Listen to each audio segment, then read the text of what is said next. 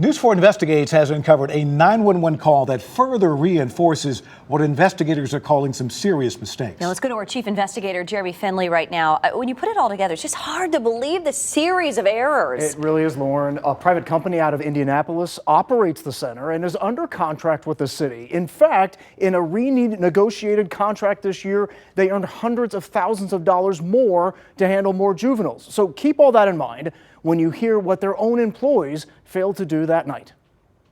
Before what's now become a citywide search for escapees, it was a worst-case scenario in a contract between the city and the company Youth Opportunity. Look, if there's an escape, the contractor is to immediately call 911.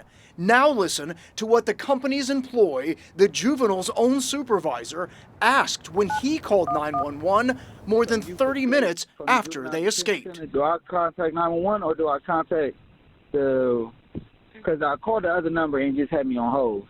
And there's more. Look, the contractor is not to pursue juveniles who escaped the facility, but that supervisor got in his own car and drove around looking for them before calling 911.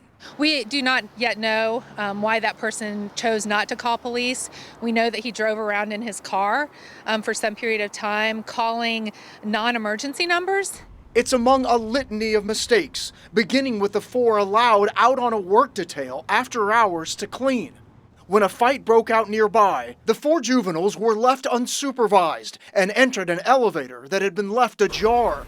Those 4 then convinced a staff member to call master control to send the elevator to the basement, a basement that is unsecured, which gave them access to a public area. The 4 then escaped, literally, out the front doors of the Juvenile Justice Center.